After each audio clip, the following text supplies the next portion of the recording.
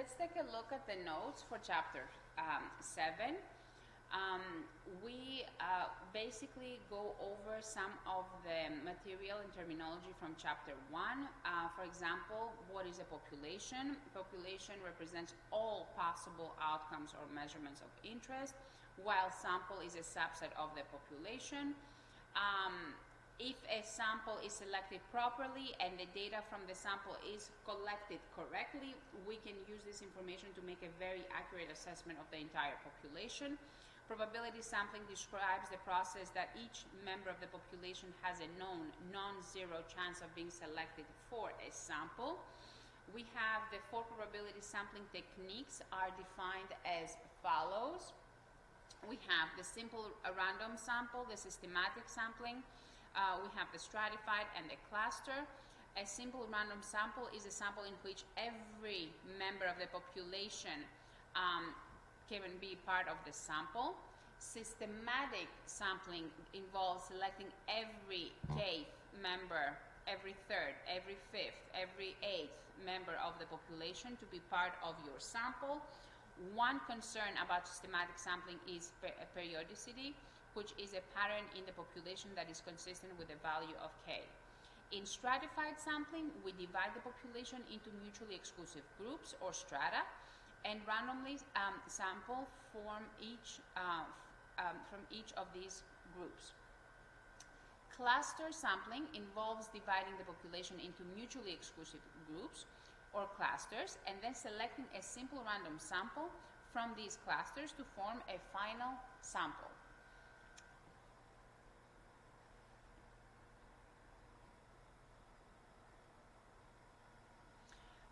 Non-probability sampling refers to a sampling practice where the probability of a population member being selected from this sample is not known. Convenience sampling is a type of non-probability sampling that is used when members of the population are chosen to become part of the sample simply because they are easily accessible. The most common type of convenience sampling is an internet poll. Parameters are values that describe some characteristics of the population, such as the mean or the median. Statistics are values that are calculated from a sample, measurements that are derived from a sample, mean or median. The difference between a statistic and a parameter is known as the sampling error. In general, we expect larger sample size to provide smaller corresponding sampling errors.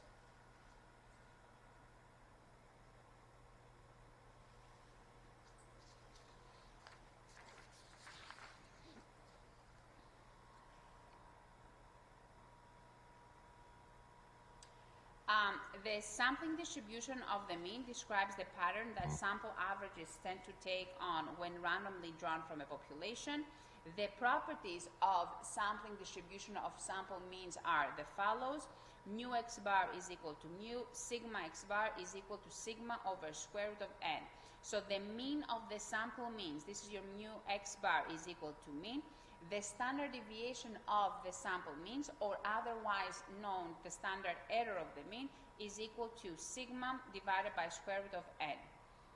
So for example, the average age of cars and light trucks in the US is 10.8 years. Assume that the standard deviation for this population is 3.7 years. A sample of 35 randomly selected vehicles was selected. Calculate the mean of the sample means and the standard error of the mean. So I'm basically looking for mu x bar and sigma x bar. We know that mu x bar will be the same as the mu, in this case same as 10.8, and the standard error of the mean is sigma divided by square root of n. Sigma is 3.7, n is 35, so the standard error would be 0.6254. The central limit theorem basically tells you when you can assume normal distribution for your sampling distribution.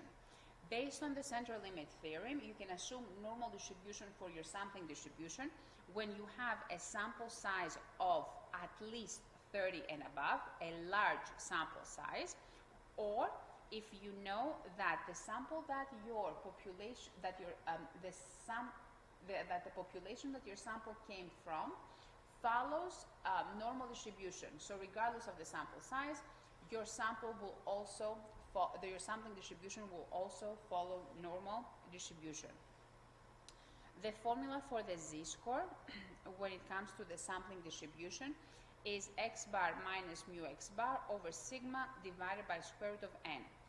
So x bar minus mu x bar over sigma x bar, where sigma x bar is equal to sigma divided by square root of n. Let's look at this example. According to Strategic Vision, the average age of Mercedes buyer in the US is 54 years old. Assume that the standard deviation for the age of these buyers is 8.5 years.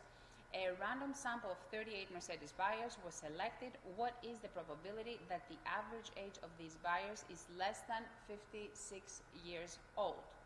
Now we have mu 54, sigma 8.5, n is equal to 38. I'm looking for the probability of x bar to be less than 56. We calculate the standard error. Sigma x bar is sigma over square root of n. This is 1.379. We calculate the z-score. X bar minus mu, which is the same as mu x bar over sigma x bar. It's going to be 1.45.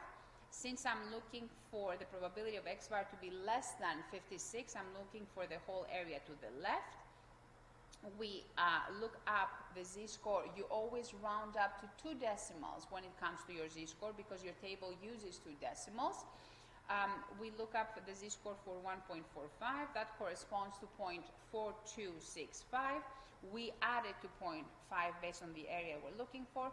So the probability of x bar to be less than 56 will be 0.9265.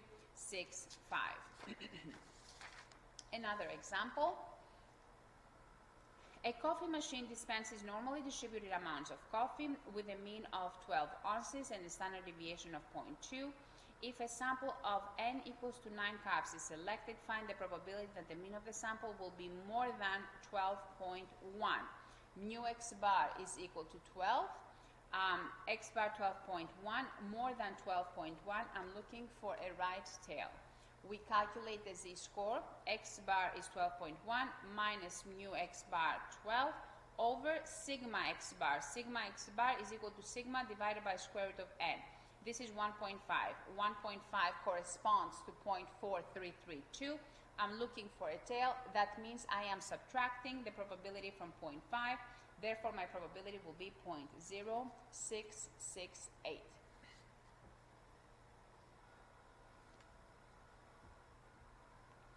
Now, the sampling distribution of the proportion describes the pattern that sample proportions tend to take on when randomly drawn from the population. The formula for the sample proportion, Px bar, is equal to x over n. The properties of the sampling distribution of the proportion are as follows. The mean of the sample proportion, mu p bar, is equal to the population proportion that you will have. The standard deviation of the sampling distribution of the proportion is known as the standard error of the proportion, sigma p. And sigma p is equal to the square root of p times 1 minus p over the sample size. Proportions follow the binomial distribution, but we can use the normal distribution to approximate the binomial probability distribution if n times p is greater or equal to 5, and if n times 1 minus p is also at least 5. You have to check for these 2 assumptions before you proceed with a problem. So in general, the proportions follow binomial distribution unless these 2 assumptions hold. If these 2 assumptions hold, we follow normal distribution.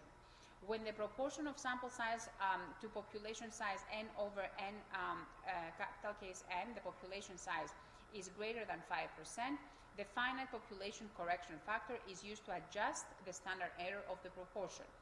We will not apply this formula for this chapter. Now, the formula for the z-score for the sample proportion is as follows.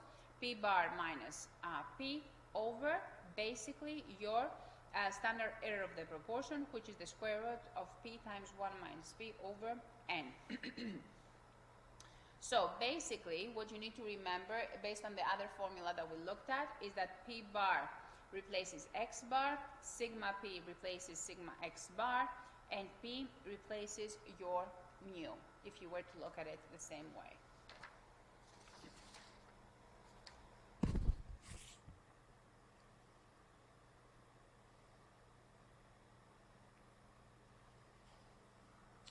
Now, for this example, obesity is defined as being 30 or more pounds over a healthy weight. According to the Gallup Healthways Wellbeing Index, 33.6% of adults living in the state of Delaware are obese. A random sample of 240 adults from Delaware was selected. Calculate the probability that 31% or less is obese from this sample. The assumptions are satisfied, so we always have to check for the assumptions, n times p and n times 1 minus p. They're both at least 5, so the proportion given from the problem is 0.336.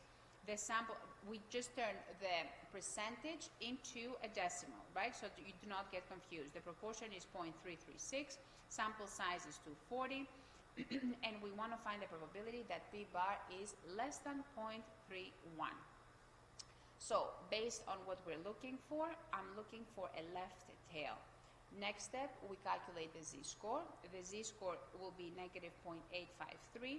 We round up to 2 decimals, so you will look up the z-score for 0.85. This corresponds to a probability of 0.3023. And since I'm looking for a tail, I will subtract this from 0.5, and the probability will be 0.1977. So basically, the probability that 31% or less is obese from this sample will be 0.1977.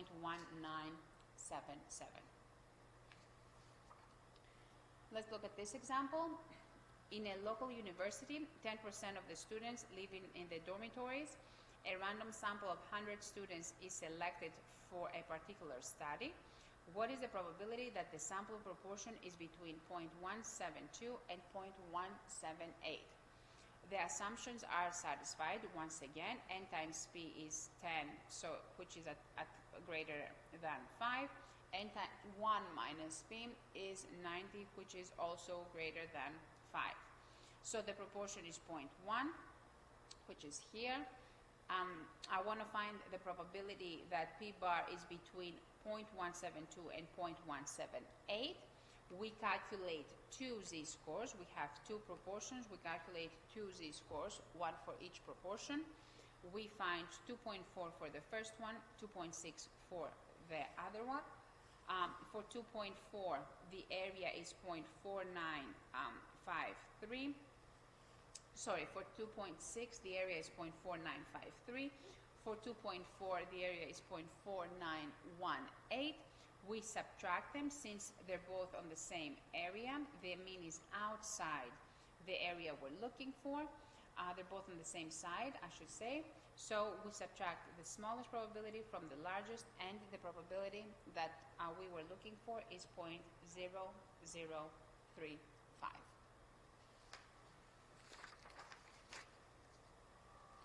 So this completes the notes for chapter 7.